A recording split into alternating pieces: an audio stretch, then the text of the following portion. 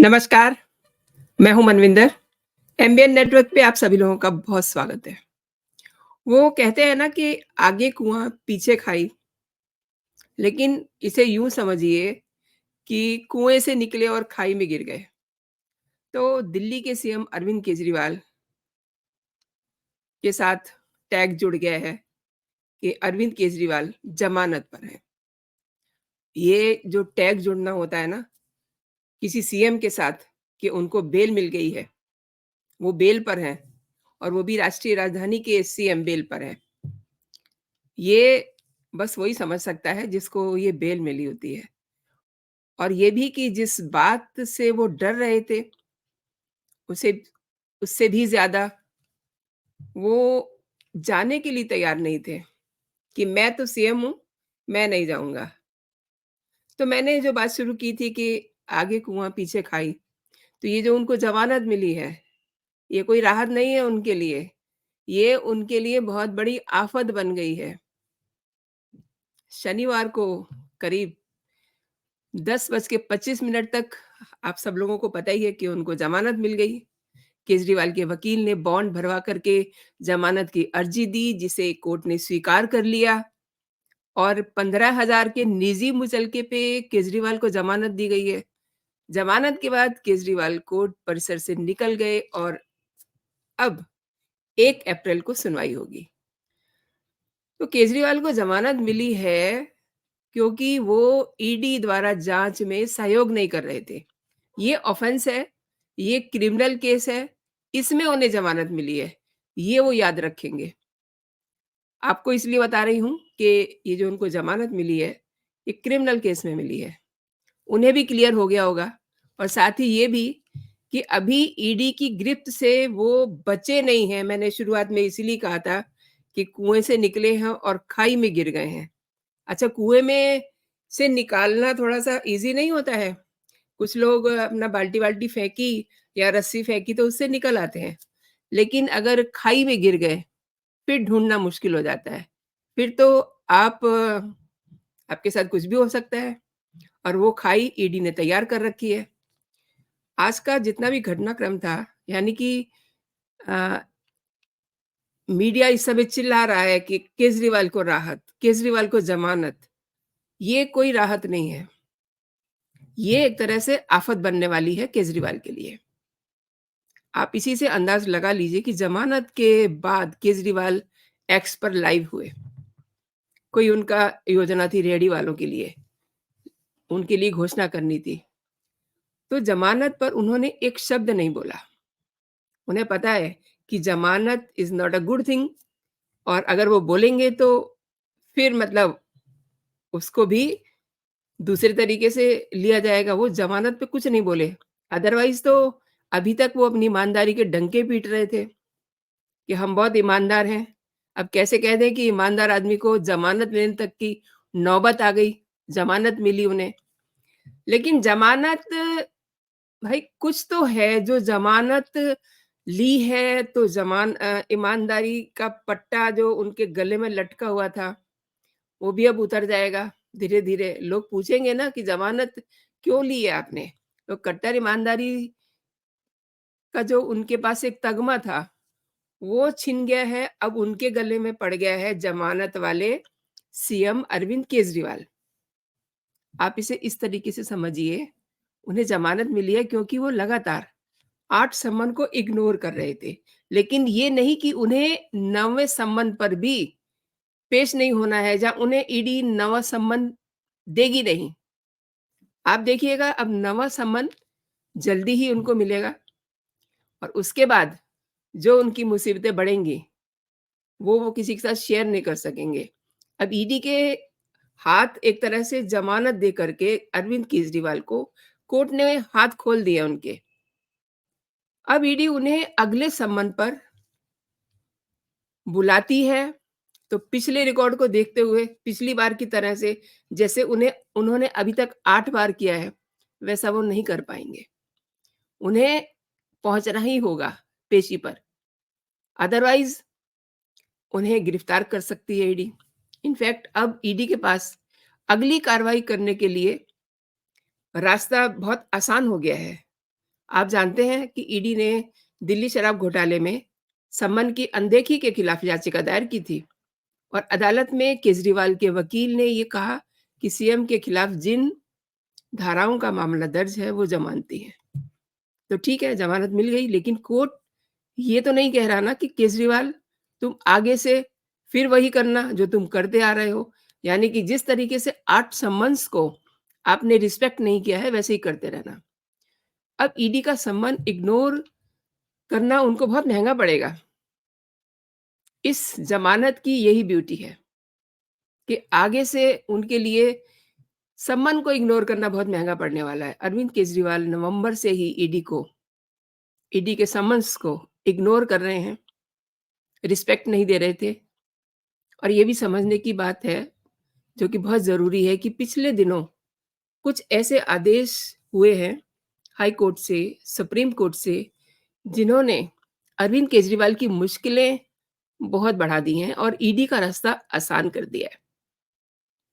अब अमानतुल्लाह को तो आप जानते ही हैं, जिन्होंने वक्फ बोर्ड की ज़मीन के साथ इतना बड़ा गड़बड़ घोटाला किया। आपके विधायक हैं वो और उनके लिए दिल्ली हाई कोर्ट ने क्या कहा कि आपने जो किया है, उसमें आपको अंतरिम बेल नहीं मिल सकती है। आपको ईडी के सम्मन का रिस्पेक्ट करना पड़ेगा क्योंकि उनको भी 2 सम्मन दिए जा चुके हैं और वो भगे-भगे फिर रहे थे और उन्होंने अपनी अंतरिम बेल करवानी चाहिए। तो जो आप अंडरलाइन कीजिए जो कोर्ट ने कहा, दिल्ली हाई कोर्ट ने, कि आपको ईडी के सम्मन की रिस्पेक्ट करनी पड़ेगी। अब मैं आती हूँ सुप्रीम कोर्ट के दूसरे फैसले पर। साउथ का एक केस है खनन मामले का जिसमें 4 मैजिस्ट्रेट जो लगातार ईडी को इग्नोर कर रहे थे। खनन मामले में इन्वेस्टिगेशन चल रही है, अभी भी चल रही है और उनको सम्मन दिए जा रहे थे लेकिन वो अरविंद केजरीवाल की तरह ही पेश नहीं हो रहे थे और उन्होंने हाई कोर्ट में जो आदेश होता है उसको चुनौती दे दी, सुप्रीम कोर्ट ने। और सुप्रीम कोर्ट ने क्या कहा? उन्होंने कहा कि आपको जब भी ईडी बुलाए या सम्मन दे तो आपको पेश होना है, क्योंकि सबके लिए कानून बराबर है। और यही बात दिल्ली हाई कोर्ट ने भी अमानतुल्लाह वाले केस में कही थी कि आप बहुत ख़ास नहीं हैं, आप विधायक हैं, आप एमएलए हैं, आप कुछ भी हैं, आपको ईडी के सामने पेश होना पड़ेगा। तो ये जो 2 फैसले हुए हैं, ये अरविंद केजरीवाल पे भी लागू होते हैं ना, कि अगर आप सीएम भी हैं तो क्या हुआ? सीएम हैं देन सो व्हाट? आपको कोर्ट के फैसला का तो रिस्पेक्ट करना ही है, लेकिन आपको ईडी के समन्स की भी रिस्पेक्ट करनी है। तो इन आदेशों के बाद केजरीवाल के सामने बड़ी मुसीबतें खड़ी हो गई हैं। तभी तो आनन-फानन में उन्होंने वर्चुअली पेशी दी थी और उस समय उन्होंने एक गलती और कर दी, उन्होंने मौखिक रूप से ये कह दिया कि मैं 16 तारीख को पर्सनली पहुँचूँगा, लेकिन फिर जब मौका आया तो 2 दिन पहले ही उन्होंने अपील कर दी कि मुझे एक्ज़म्प्ट किया जाए, मैं पेशी पे नहीं आ सकता। अब भई आप क्यों नहीं आ सकते? आना पड़ा। उस बीच 2 शिकायतें भी हो गईं। मतलब काफ़ी सारा रायता फैल गया ना इनके एक इग्नोरेंस की वजह से।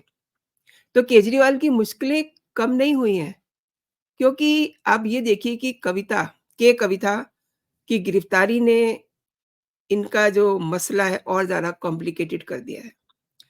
वही मामला कविता का है, कविता का, वही मामला केजरीवाल का है। बल्कि आप इसे यूँ समझिए कि शराब घोटाले में जो कुछ भी लेन-देन हुआ, जो कुछ भी प्लानिंग्स हुई, जो कुछ भी मीटिंगें इनकी हुई, वो सब अरविंद केजरीवाल के रेज़िडेंस पे होती हैं। तो अरविंद केजरीवाल कैसे नहीं उसी कैटेगरी में आते जिस कैटेगरी में कविता है। तो जितना चाहे वो बच लें, लेकिन वो बच नहीं सकते। अच्छा, थोड़ा-सा आपको मैं ये भी बता दूँ, दर्शक कई बार भूल जाते हैं कि शराब घोटाला है क्या? तो केजरीवाल ने 17 नवंबर 2021 को दिल्ली में नई शराब नीति लागू की थी। सरकार ने ये लॉजिक दिया था कि इस नीति से रेवेन्यू बढ़ेगा, मार्केटिंग पर भी लगाम लगेगी, जो ब्लैक मार्केटिंग होती है। लेकिन ये किसे पता था कि रेवेन्यू तो बढ़ेगा, लेकिन वो जाएगा कहाँ? सरकार के पास तो गया नहीं, वो तो गया आम आदमी पार्टी के नेताओं की जेब में। ब्लैक मार्केटिंग भी नहीं रुकी, कारोबारियों को फ़ायदा होने लगा और जो छोटे कारोबारी थे, उनको नुकसान हुआ। और इस नीति को काफ़ी शिकायतों के बाद 30 जुलाई 2022 को वापस ले लिया गया और दिल्ली के मुख्य सचिव नरेश कुमार ने उपराज्यपाल विनय कुमार सक्सेना को एक रिपोर्ट सौंपी और उसी के बाद सीबीआई की इंक्वायरी होती है। उसके बाद का मामला आपको पता ही है। संजय सिंह, मनीष सिसोदिया, सबसे पहले मनीष सिसोदिया जाते हैं तिहाड़ जेल, उसके बाद संजय सिंह। तो ईडी ने नवंबर 22 में आपके कम्युनिकेशन इंचार्ज और event management company only much louder के पूर्व सीईओ विजय नायर को गिरफ्तार किया। 26 फरवरी 2023 को मनीष सिसोदिया को और 5 अक्टूबर को संजय सिंह की गिरफ्तारी हुई। इनके अलावा पनाडो रिकॉर्ड के पूर्व कर्मचारी मनोज राय, इंडो स्प्रिट के मालिक समीर महिंद्रू, बड्डी रिटेल के मालिक अमित अरोड़ा, अरविंदो ग्रुप के प्रमोटर पी शरत चंद्र रेड्डी, रिकॉर्ड इंडिया के पूर्व क्षेत्रीय प्रमुख बेनॉय बाबू और साउथ ग्रुप के सदस्य अभिषेक बोनपल्ली भी गिरफ्तार हो चुके हैं। और इस मामले में अकाली दल के पूर्व विधायक के बेटे गौतम मेहलोत्रा, चैरियट प्रोडक्शन के डायरेक्टर राजेश जोशी और साउथ ग्रुप के सदस्य राघव मांगुंटा का भी नाम सामने आ चुका है। राघव मांगुंटा इस समय सरकारी गवाह बने हुए हैं। काफ़ी सारी उन्होंने पोल पट्टी खोल दी है। लेकिन इसके अलावा सरकारी गवाह और भी बहुत सारे हैं जिन्होंने ये सारा मामला जब उनके ऊपर आई तो उन्होंने सारी बातें खोल के रख दी। अब जब सारी बातें सामने आ गईं, उसी के बाद अरविंद केजरीवाल पे भी शिकंजा कसना शुरू हुआ। लेकिन एक प्लस पॉइंट है अरविंद केजरीवाल के पास, हालाँकि इससे वो बच नहीं सकते। अपने आप को बहुत बड़ा पढ़ा-लिखा कहते हैं, आईआईटीएन भी हैं, तो दिमाग तो चलाते ही हैं और उन्हें कानून भी पता है। इसीलिए उन्होंने आज तक किसी फ़ाइल पर हस्ताक्षर नहीं किए। ये जो अभी तक उनको शिकंजा उन पे कसा हुआ है और उनकी अरेस्टिंग नहीं हुई है, इसकी वजह यही है कि वो अपना दिमाग चला रहे हैं और जो जनता की गाड़ी कमाई से पैसा रखा हुआ है सरकारी, उसको अब वो अपनी लीगल टीम पर खर्च कर रहे हैं। नहीं तो कोई वजह थोड़ा ना है कि मनीष सिसोदिया, संजय सिंह सब पर शिकंजा कसा गया है और ये कह रहे हैं कि कुछ मिला नहीं है। अरे कुछ मिला क्यों नहीं है? आपने जो पैसे का लेन-देन किया है, वो ऐसे थोड़ा ना है कि किसी ने आपको लाकर के आपके हाथ में रख दिया। आपने इसको दूसरे तरीके से यूज़ किया है एंड ईडी, सीबीआई ये सब समझते हैं कि अगर आप किसी से पैसा ले रहे हैं, तो वो पैसा सीधा आपके अकाउंट में नहीं आएगा। वो पैसा और जगह पे जाएगा। और ईडी और सीबीआई की जो वर्किंग होती है ना, वो डॉट से डॉट मिलाते हैं। तब वो असली आरोपी तक पहुँचते हैं। और अब वो सारे आरोप जो कविता पर हैं, वही आरोप, वही पूरा मामला केजरीवाल पर भी है। तो केजरीवाल कैसे बच जाएँगे? आज उन्हें ज़मानत मिल गई है, तो ये कोई बहुत बड़ी बात नहीं है। इससे ईडी के हाथ खुल गए हैं। अब अब ये जो उन्होंने ज़मानत ली है ना, उन्होंने ये कहा है कि मैं आगे से ईडी के समन की रिस्पेक्ट करूँगा। जब भी वो मुझे बुलाएँगे तो मैं पहुँचूँगा। अब अगर 9वाँ समन आज शाम को ही मिल जाता है, तो उन्हें द वेरी नेक्स्ट डे उनको पेशी पे हाज़िर होना पड़ेगा। कुल मिला के बात एक लाइन में आप ये समझ लीजिए कि ये जो राहत है केजरीवाल को, ये राहत नहीं है, ये उनके लिए बहुत बड़ी आफ़त है। क्योंकि अभी तक तो 8 सम्मन इग्नोर कर चुके थे और वो पेशी पे जा नहीं रहे थे। अगर ये ना होता तो 9 और 10 उनका भी समन्स का यही हाल होता। लेकिन अब ऐसा नहीं हो सकेगा। अब उन्हें पेशी पर पहुँचना ही पड़ेगा। तो दोस्तों आपने मेरे साथ पूरा वीडियो देखा। बहुत-बहुत धन्यवाद आपका। मैं चाहूँगी कि अगर आप मेरे वीडियोज़ पसंद कर रहे हैं, मेरे कंटेंट आपको अच्छे लग रहे हैं, तो आप वीडियोज़ को लाइक कीजिए, अपने दोस्तों में भी शेयर कीजिए और अगर अभी तक आपने मेरा चैनल सब्सक्राइब नहीं किया है, तो मेरे चैनल को आप सब्सक्राइब भी कर लीजिए, तब जो भी कंटेंट हो मेरा, आप तक सबसे पहले पहुँचे। और सबसे ज़रूरी बात, मेरा आग्रह है आपसे कि जो बेल आइकन है, उसे ज़रूर दबा दें, ताकि जो नोटिफ़िकेशन है, वो भी आप तक सबसे पहले पहुँचे। तो अभी के लिए दोस्तों इतना ही। आप अपना और अपनों का ख़्याल रखिए, खुश रहिए, स्वस्थ रहिए। जय हिंद, जय भारत।